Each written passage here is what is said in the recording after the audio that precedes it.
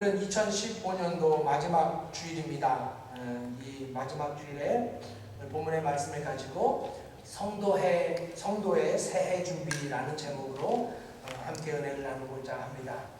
먼저 설교를 시작하면서 한국의 한 무명 전도사가 2015년도 1월 14일 인터넷에 올렸던 찬양 하나를 여러분에게 소개하면서 말씀을 시작하려고 합니다. 제가 올해 이 마지막 주일에 소개하려고 간직하고 있었던 제게는 너무나 멋있고 좋았던 찬양, 사실 찬양이 아니라 랩이었어요. 본인이 음악도 직접 다 만들었고요. 어느 작은 교회에서 사역을 시작하면서 겪었던 전도사로서의 그 심정을 있는 그대로 고백하면서 주 안에서 스스로 변해가는 자신의 모습을 아주 진솔하게 랩으로 담았습니다.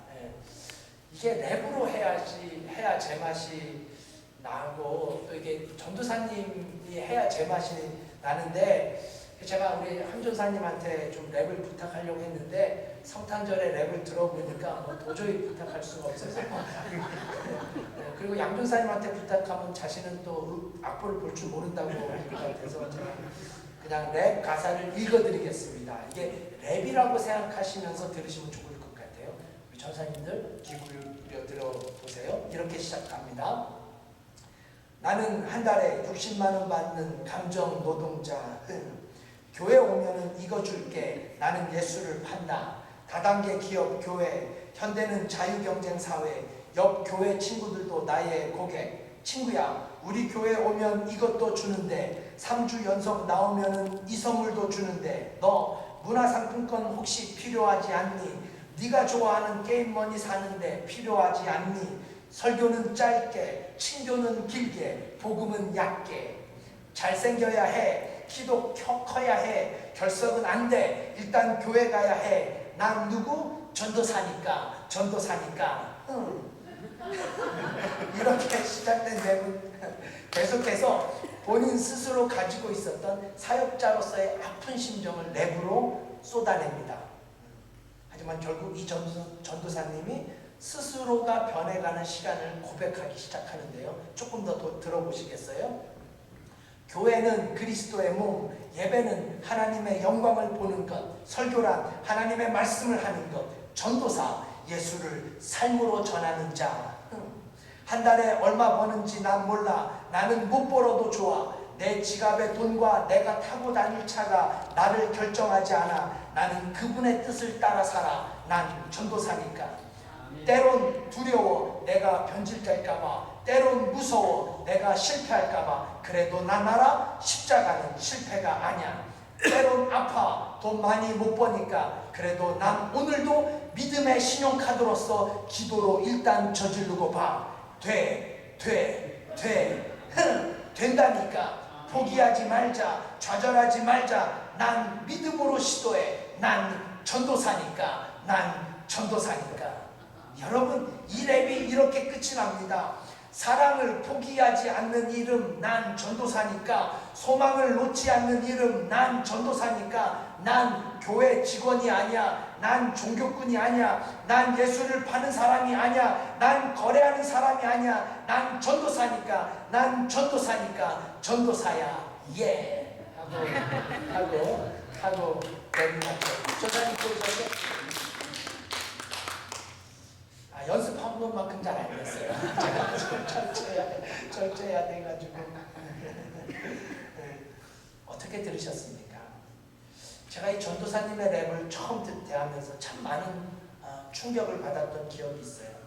아니 어쩌면 이 전도사님의 고백이 수많은 전도사님의 마음을 대변하고 있지는 않는가 하는 생각마저 들었습니다. 한 달에 60만 원을 받는 감정 노동자로서 교회의 사역을 시작하면서 말할 수 없는 많은 아픔과 상처를 안고 사역하고 있는 전도사들. 하지만 이 전도사님은 아주 정직하게 자신이 걸어가야 할 길이 어떤 길인지, 자신이 짊어져야 할 십자가가 무엇인지를 정확하게 깨닫고 드디어 정말 전도사다운 전도사로서 사역을 감당하고 있는 모습을 보면서요, 제가 이 랩을 들으면서 나중에는 저 혼자 컴퓨터 앞에서 박수를 쳤던 기억이 있습니다. 음악이 그리 세련된 것도 아니었는데요, 음악에 맞춰 랩을 하는데 나중에는 그야말로 감동의 물결을 제게 선물로 주었습니다. 사랑하는 여러분, 제가 한국의 한 무명 전도사님의 고백 랩을 소개하면서 오늘 2015년도 마지막 주일의 설교 말씀을 시작한 분명한 이유가 있습니다. 그것은 이 전도사님이 고백해야 할 것이 이 고백이 우리 모두가 해야 할 고백이기 때문입니다.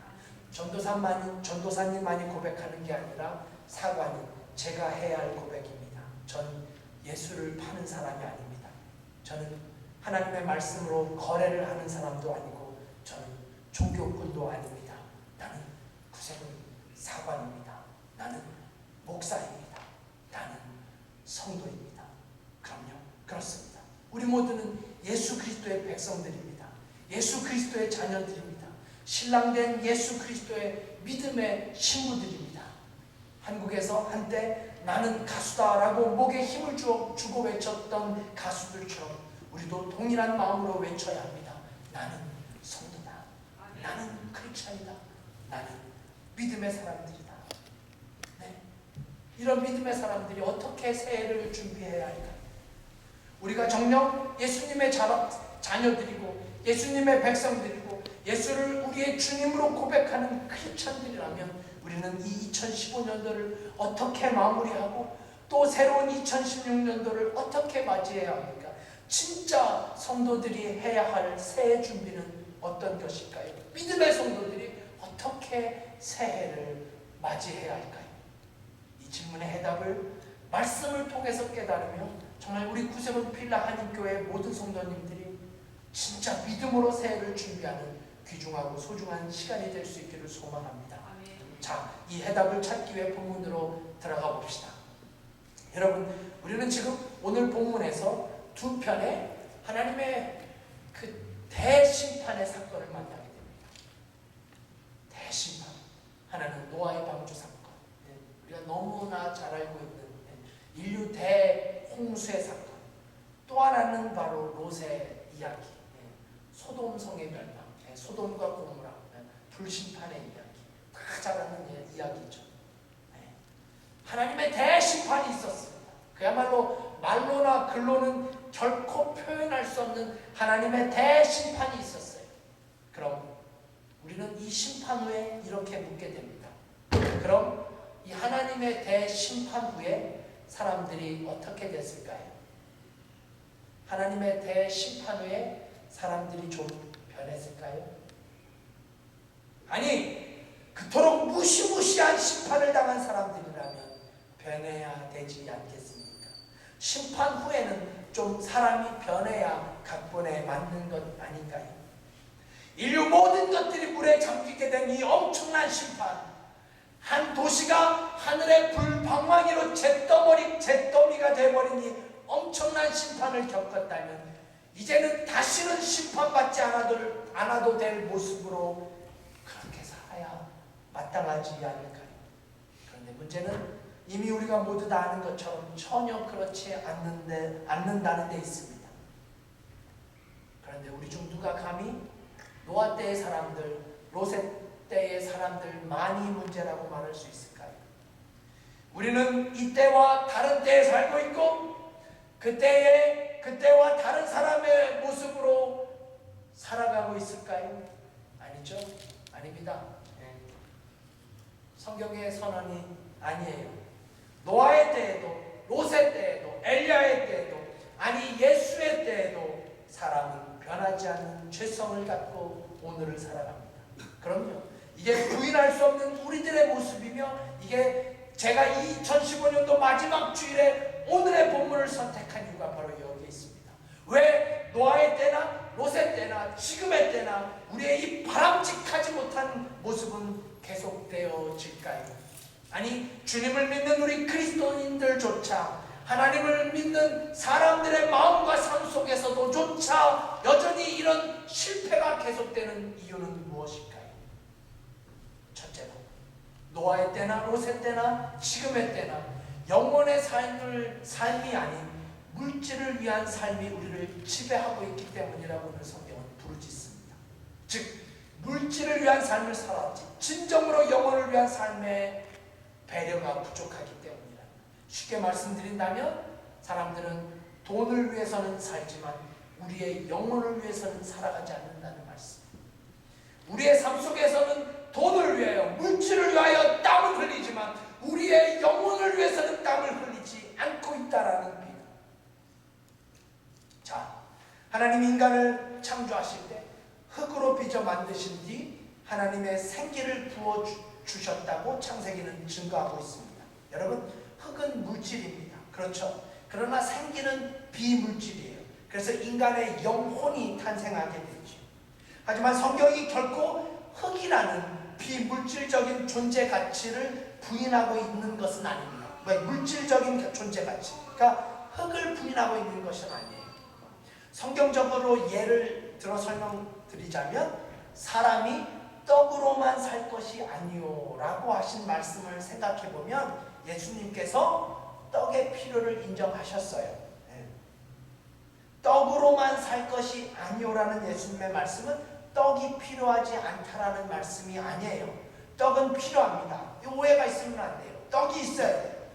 또한 우리가 너무나 잘 아는 말씀, 너희는 먼저 그의 나라와 그의 의를 구하라. 그리하면 이 모든 것을 너희에게 더하시리라고 말씀하실 때 이 모든 것이 저와 여러분에게 필요하다는 사실을 주님은 아셨습니다. 그러니까 그저 하나님의 나라와 의를 구하라, 그게 다가 아니라 먼저 그의 나라와 그의 의를 구하면, 그리하면 우리들이 이 땅에서 필요로 하는 그 모든 것, 즉 물질적인 부분의 필요를 채워주신다고 약속하셨어요. 아멘. 여러분, 제가 이번 주 말씀을 준비하면서 묵상하는데 자꾸 말씀이 제게 이렇게 다가왔어요. 오늘 우리가 교동문도 그런 말씀이었는데요. 주 예수를 믿으라, 그리하면 너와 내 집이 구원을 얻으리라. 그런데 이 말씀이 제게 자꾸 이렇게 다가오는 거예요. 주 예수를 믿지 말라, 그리하면 너와 내 집이 구원을 얻지 못하리라. 주 예수를 믿지 말라, 그리하면 너와 내 가정이 구원을 얻지 못하리라. 더 강하게 제게 다가왔어요. 같은 방법으로 먼저 그의 나라와 그의 의를 구하지 말라, 그리하면 이 모든 것을 너희에게 결코 더하지 아니하시리라. 여기에서 아멘 하시면 절대로 안 돼요. 말씀이 자꾸 제게 이렇게 부정문으로 제게 다가오는 거예요. 아무튼 주님은 우리가 구하기 전에 우리에게 있어야 할 것을 미리 아신다고 성경은 말씀합니다. 그것이 바로 물질적인 문제예요. 그러므로 우리가 먹을 것을 위해서 땀을 흘리고 시간을 투자하는 우리의 수고를 성경은 결코 부인하지 않습니다. 하지만 잊지 말아야 할 것은 그 떡보다 훨씬 더 중요한 것, 그 떡보다 훨씬 더 가치 있는 것, 그 떡보다 훨씬 더 소중한 것이 있다는 거예요. 그게 바로 영혼이에요. 그것이 바로 영혼의 문제입니다. 이게 본문을 통해서 우리가 반드시 물어야 할 질문이에요. 2015년도 마지막 주일을 보내면서 나는 나의 영혼을 위해서 무엇을 하고 있었는가? 나의 영혼을 위해서 무엇을 했는가? 이 질문을 위해서 제가 지금까지 설명을 드리는 거예요. 여러분, 지나간 새해 첫날 하나님 앞에 우리가 새해 예배를 드릴 때 수많은 결심을 하나님 앞에 아뢰었습니다. 이제 이 한 해를 마감하는 마지막 주일에 나의 영혼은, 하나님이 내게 허락하신 거룩한 인격은 주님 앞에 얼마나 변했습니까? 내 영혼은 얼마나 더 순결해지고, 내 영혼은 얼마나 더 성화됐으며, 내 신앙은 하나님 보시기에 얼마나 성숙한 모습으로 오늘 이 시간 주님 앞에 서 계십니까? 지금 여러분과 제가 이 결산을 빼놓고 이해를 넘긴다면 우리의 새해 준비는 어쩌면 가장 중요한 것을 잃어버린 채 맞이하는 새해가 될 수 있지 않을까요? 라는 생각을 하게 되었습니다. 사랑하는 성도 여러분, 우리가 말씀 속에 누가복음 12장이죠. 어리석은 부자의 이야기를 잘 압니다. 어리석은 부자의 이야기. 제가 오늘은 따로 말씀을 찾지 않으려고 하는데요. 이 어리석은 부자의 비극이 뭐예요? 곳간을 넓혀놓고 거기에 자기 곡식을 가득 채운 뒤, 그러니까 오늘 우리 식으로 얘기하면 은행에 잔고를 많이 채워놓은 뒤 그날 밤 자기 영혼을 향해서 소리친 그 어리석은 부자의 독백 기억하십니까? 제가 성경 말씀 그대로를 봉독해 드리겠습니다. 어리석은 부자의 고백이에요. 내 영혼아, 내가 여러 가지 물건을 많이 쌓아두었으니 이제는 편안히 쉬고 먹고 마시고 즐거워하자 하리라. 내 영혼아, 먹자 그리고 마시자. 그런데 여러분, 먹고 마시는 것은 육신이 하는 것이지 영혼이 하는 것이 아니에요. 그래서 예수님께서 이 어리석은 부자를 향해서 내 영혼을 오늘 밤 도로 찾으리니 그러면 그 모든 것들이 무슨 소용이 있겠느냐. 어리석은 자는 이렇게 외쳐냈습니다. 내 영혼아, 여러 해 쓸 물건을 쌓아두었으니 편안히 쉬고 먹고 마시자. 아닙니다. 인간의 영혼은 먹고 마시는 것 그 이상의 것을 요구해요. 물질 이상의 것이 필요하다는 말씀이에요. 더 높은 하나님의 말씀과 진리를 필요로 합니다. 이 진리를 통해서 내 영혼은 진정한 평안과 만족을 경험하고 하나님 앞에 새로워질 수 있기 때문이에요. 네, 이제 정말 우리 자신에게 솔직하게 물어야 합니다. 올 한 해 동안 여러분과 저의 인격은, 저의 영혼은 하나님 앞에 어떻게 변화되었다고 주님 앞에 고백할 수 있으십니까? 우리가 참으로 그리스도인이라면 우리들의 마음속에서는 누구나 나를 구원하신 예수 그리스도를 닮고 싶어하는 인격적 열망이 있어야 합니다. 네, 반드시 있어야 돼요. 그렇다면 이 안에 얼마 동안 우리에게 이 열망, 그리스도를 닮고 싶어하는 이 열망으로 삶을 살아가셨습니다. 내가 사랑하는 주님, 예수 그리스도의 인격과 그 주님의 아름다운 모습이 내 인격 속에, 내 성격 속에, 내 언어 속에, 내 모습 속에, 정말 내 삶 속에 드러나는 삶이었나요? 그래서 이 안에 내 인격의 성숙과 신앙의 성숙을 가져온 한 해였습니다. 이 결산을 잃어버리고 이 한 해를 넘기지 말아야 합니다.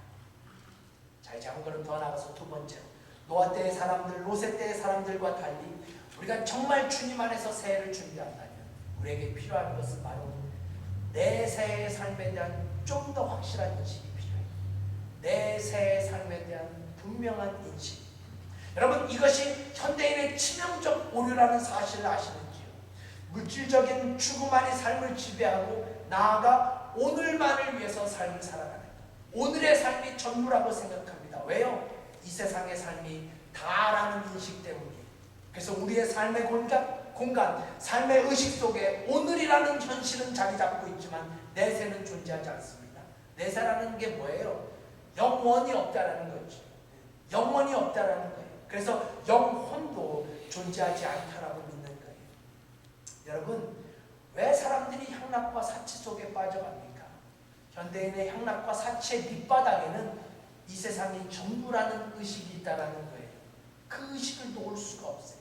그래서 이 세상을 떠나기 전에 총각의 시간을 아껴가며 세상을 즐기지 않고는 절대로 우리의 영혼이 만족할 수 없다라는 유혹 속에 빠져들어가게 됩니다.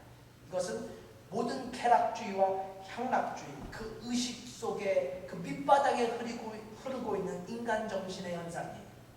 그래서 한국 사람들에게도 그들이 우리가 만들어낸 유명한 노래가 있지 않습니까? 노새 노새 언제 놀아요? 젊어서 노새 젊어서 노새. 이걸 미국에 계신 한국 어르신들은 콩글리시로 이렇게 노래한대죠. 플레이 영 플레이, 올드 노 플레이. 이게 명훈이가 얘기했던 사관님식 개그인데 참 썰렁하네요. 하나님 없는 사람들, 영혼이 없는 사람들이 결국 몰두할 수밖에 없는 것이 바로 이와 같은 삶의 모습이라는 거죠. 자, 그렇다면 여러분, 이쯤에서 우리에게 이런 질문이 자연스럽게 생기게 됩니다. 이런 모든 상황 속에서 기독교는 과연 비관주의적 입장인가요? 아니면 낙관주의적 입장인가요? 조금 설명 어려울 텐데요. 그러니까 기독교적인 관점에서 세상은 그저 죄악이 가득한 곳, 그래서 비관주의적인가요? 아니면 죄악이 가득한 세상 속에서도 여전히 할렐루야를 찬양하는 낙관주의인가요? 유명한 신학자인 조지 하버트는 기독교를 이렇게 설명합니다. 기독교는 비관주의도 낙관주의도 아니다. 기독교는 비관주의이면서 낙관주의다. 자, 이것을 설명하면 이렇습니다. 우리를 둘러싸고 있는 모든 환경이 다 잘 되어갈 때, 우리를 쉽게 방심하고 쉽게 안일 속에 빠져들어가게 됩니다. 그러면 자연스럽게 쾌락 속에 몰두하게 돼요. 모든 것이 잘 되어가면. 그래서 무서운 거죠. 이런 현상 속에서 하지만 기독교에는 경건한 비관주의적 철학을 가지고 등장합니다. 이게 아니야. 이런 삶의 종말에는 하나님의 심판이 우리를 기다리고 있어. 그러니까 오늘 내 삶의 모습이 전부가 아니라는 하나님의 심판이 있다는 사실, 이런 의미에서 기독교는 비관주의입니다. 그러나 반면에 모든 것이 잘 안 되어갈 때, 우리를 둘러싸고 있는 삶의 환경과 상황, 모든 것이 잘 안 되어갈 때, 그래서 사람들이 다 절망하고 이제 끝장났다고 내일에 대한 희망을 다 포기했을 때, 기독교는 이런 곳에서 낙관주의자의 모습으로 다시 등장합니다. 이것이 전부가 아니야. 이것이 다가 아니야.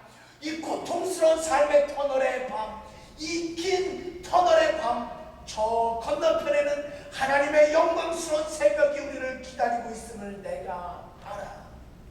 그러므로 사랑하는 구세훈필라 성도 여러분, 절망하지 마십시오. 결코 절망하지 마세요.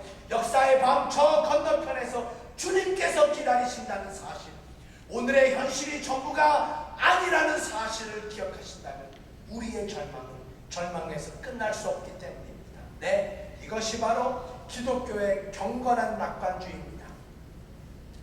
그 옛날 대로마 제국이 멸망이 시작되어지는 그 역사의 소용돌이 속에 빠져들어갈 때 모든 사람들은 절망과 좌절 속에 헤매게 됩니다. 말씀드렸듯이 이런 사회적 현상 속에서 남는 것은 쾌락주의가 남게 돼요. 쾌락주의. 이런 사회적 전반에 걸친 쾌락주의와 향락주의, 허무주의는 다가올 로마의 멸망을 짐작하게 되는 서사시였다고 역사는 설명합니다. 그런데요, 이때 이런 모든 상황 속에서도, 이런 절망감 속에서도 희망을 가지고 하나님 앞에 매달렸던 신실한 종 하나가 등장합니다. 그것이 바로 그 유명한 성 어거스틴이었어요. 파괴되어가는 로마의 도시 앞에서 그는 하나님 앞에 기도하며 펜을 들어 거대한 한 대작을 완성하게 됩니다. 그것이 바로 그 유명한 하나님의 도성이라는 책이에요. 제가 개인적으로 세상에서 가장 좋아하는 제목, 하나님의 도성. 책 제목만으로도 은혜가 넘치는 책이에요. 제가 신대원 다녔을 때 이 책을 처음 접하고서는요, 그 감격, 책 제목처럼 살기로 결정한 책이 바로 하나님의 도성이었어요. 제목만으로도 저희 집에 가구가 될 충분한 책. 다시 한번 말씀드립니다. 하나님의 도성. 제가 말씀을 준비하면서요, 이 부분에서 갑자기 옛날 생각이 났어요. 제가 처음 전도사 사역을 시작했던 곳이 1988년도 서울 그 명동 옆에 있는 회연감리교회였습니다. 회연감리교회. 참 좋은 교회였어요. 한 500~600명이 모이는 아주 훌륭한 김상봉 목사님이 목회하셨던 곳이었어요. 제가 여기서 중고등부를 가리키고 성가대도 함께하고, 제가 이때 제 첫 사역지였어요. 잊혀지지가 않습니다. 어느 주일 부를 그 찬양의 제목이 소돔과 고모라 성이었어요. 바로 오늘 본문의 내용이잖아요. 찬양이 이렇습니다. 제가 정확하게 멜로디를 기억하는데요. 죄의 도성 멸한 여호와로다. 그런데요, 실제로 중고등부 아이들이 찬양을 하는데요, 직구등 몇몇 애들이 찬양을 이렇게 큰 소리로 불러댔습니다. 죄인 도성 멸한 여호와로다. 예배가 끝나도요, 지들끼리 제 앞에서 흥얼거리는 거예요. 죄인 도성. 그 애들이 아니라 하나님의 도성. 저도 이걸 랩으로 만들어야 될 것 같아요. 죄인 도성을 하나님의 도성으로, 정말 죄인이었던 박도성을 하나님의 사람, 하나님의 사역을 하는 하나님의 도성으로 아멘 해주셨으면 진짜 좋았을 텐데. 어디 돈이 드나. 자, 다시 말씀으로 돌아갑시다. 사랑하는 성도 여러분, 아직도 세상 사람들은 이 세상이 끝이라고 떠들어댑니다. 죽음은 끝이라고. 하지만 그렇지 않습니다. 정말 그렇지 않아요. 제가 이번에 노부견님께서 돌아가시는 것을 바로 옆에서 지켜보면서 뼈저리게 느꼈던 부분이 바로 이 세상이 전부가 아니다라는 사실을 제가 온몸으로 느꼈습니다. 지금도 지금 전율이와요. 진정 하나님을 아는 사람이라면 아무도 이 세상에, 감히 아무도 이 세상이 끝이라고 말할 수 없습니다. 아니, 정말 죽음을 코앞에 두고 있다면 거의 본능적으로 이 세상이 끝이 아니라는 사실을 직감적으로 알게 돼요. 네. 정말 노부교님도 그렇게 입술로 고백하시면서 천국으로 가셨다고 저는 믿습니다. 여러분, 정말 그렇습니다. 이제 우리의 시선은 이 세상 뒤에 저 세상을 바라볼 수 있어야 합니다. 오늘 우리가 마지막으로 부를 찬송의 가사처럼 저 높은 곳을 향하여 날마다 나아갑니다. 그럼요, 이것이 진정한 믿음의 사람들이 가져야 할 새해 준비가 아니겠습니까? 말씀을 준비하다가 이런 글을 보게 됐어요. 어느 주일학교 꼬마가 주일에 교회 가서 선생님께 하늘나라에 대한 설명을 듣고 가슴이 설레기 시작해요. 그리고 집에 와서 엄마에게 이렇게 말합니다. 엄마, 하나님이 우리를 위해서 하늘나라를 준비하셨다는 것을 오늘 배웠어. 그렇지 엄마? 맞지? 엄마는 맞다고 칭찬을 해주는 거예요.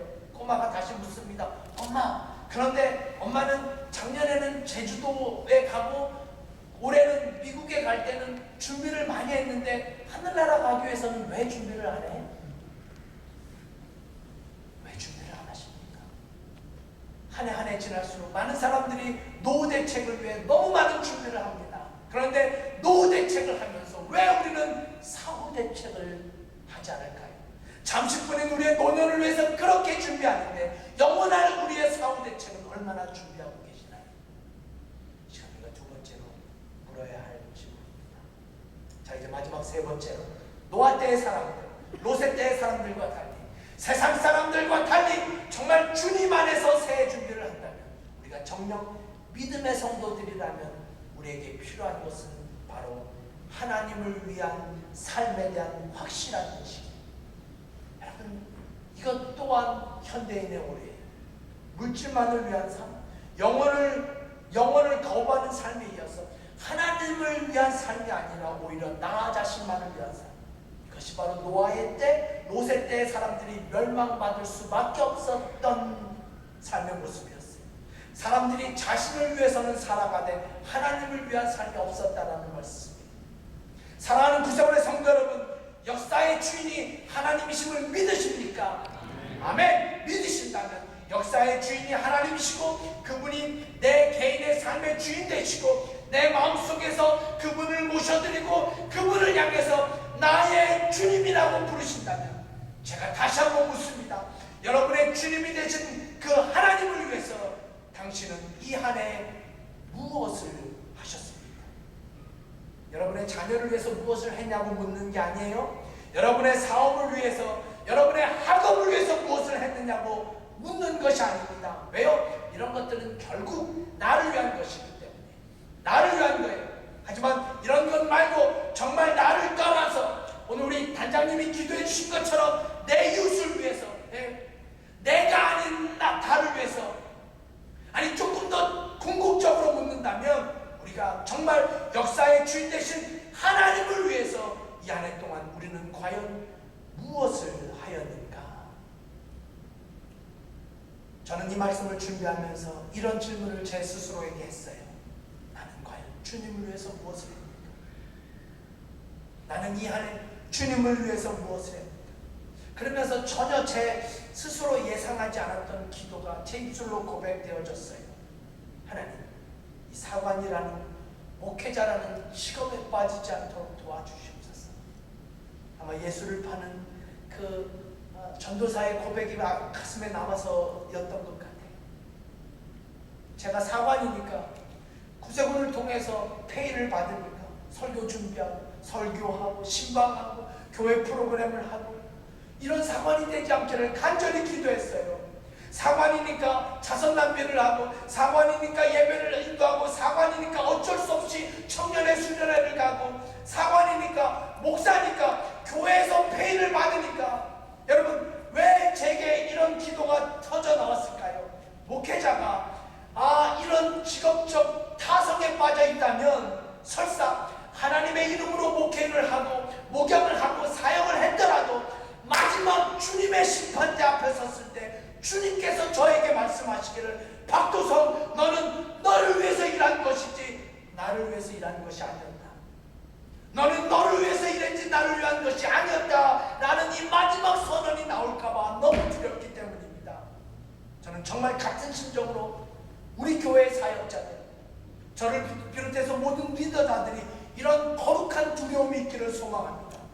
교회에서 사례를 받으니까 전도사로서 사역을 하는 게 아니라 교회에서 페이를 받으니까 반주를 하는 것이 아니라 교회에서 페이를 받으니까 예술학교 한글학교를 하는 게 아니라 아니 페이를 떠나서 아이고 내가 어쩌다 보니까 성가대 자리에 앉았어요. 어쩌다 저쩌다 성가대 자리에 앉으니까 그냥 찬양을 하는 것이 아니라 내가 정말 하나님을 위해서 하는 일, 내가 정말 감사함으로 하는 일, 내가 정말 사명을 가지고 하는 일, 이것이 찬양이라서 내 이름은 찬양대입니다. 내가 하나님을 위한 일이 예배를 돕는 반주인이기 때문에 나는 반주자입니다. 설교를 시작하면서 말씀드렸던 나는 한 달에 60만 원 받는 감정 노동자, 교회에서 예수를 파는 전도사가 아니라 이 전도사가 마음을 다해서 최후에 고백했던 난 교회의 직원이 아니야. 난 종교꾼이 아니야. 나는 예수를 파는 사람이 아니야. 난 전도사야.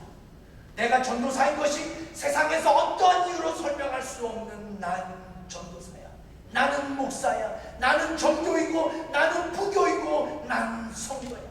세상에 어떤 이유로도 설명할 수 없는 내가 사역하는 이유, 내가 사명자가 된 이유, 내가 사역자가 된 이유 왜입니까? 내 삶은 결국 하나님의 것이라는 사도 바울의 위대한 고백, 나의 나된 것은 결국 다 하나님의 은혜라고 고백하는 바울의 고백이 결국 우리가 고백해야 할 고백이요 이 땅의 모든 성도들이 가져야 할 믿음의 정신이라고 믿기 때문입니다. 아멘. 이제 제가 잘 알려진 한 예화를 끝으로 오늘 말씀을 마치려 합니다. 한 위대한 음악가의 이야기예요. 이 음악가는 자기 생애에 무엇으로 하나님께 영광을 돌릴까를 진지하게 고민하게 됩니다. 그리고 23일간의 음식을 정폐하고 자기에게 주어진 음악적 재능을 가지고 주를 영광스럽게 할 작곡을 시작합니다. 음식을 갖다 주고 먹지 않고 사람들이 말을 건네도 전혀 대답하지 않고 작곡에 기도하고 펜을 듭니다. 사람들이 나중에 그에게 물었어요. 당신은 무엇을 생각하셨습니까? 그가 대답하죠. 나는 오직 한 가지만을 생각했습니다. 하나님께 영광, 하나님께 영광. 그렇게 나온 작품이 바로 할렐루야, 메시아, 아주 유명한 핸델의 이야기입니다. 우리가 연말이면 어디서나 듣게 되는 할렐루야. 수백 년이 지나도 그의 정신은 믿음의 유산이 돼서 아직도 우리 모두를 감동시키고 있다고 믿습니다. 사랑하는 구세훈 성도 여러분, 여러분은 이 한 해의 삶을 보내면서 하나님을 위해서 무엇을 하셨습니까? 제가 또 말씀드립니다. 이 질문에 대답 없이 올해를 그냥 보내는 오류를 범하지 마십시오. 새해가 다가옵니다. 2016년도가 일주일도 남지 않았어요.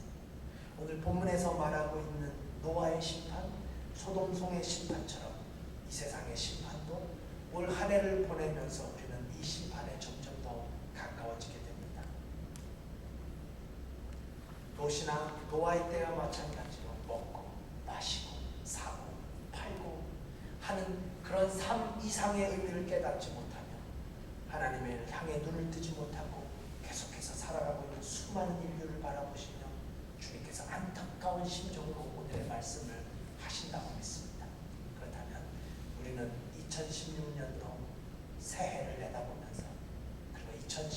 5년도를 돌아보면서 얘를 어떻게 결산하십니까?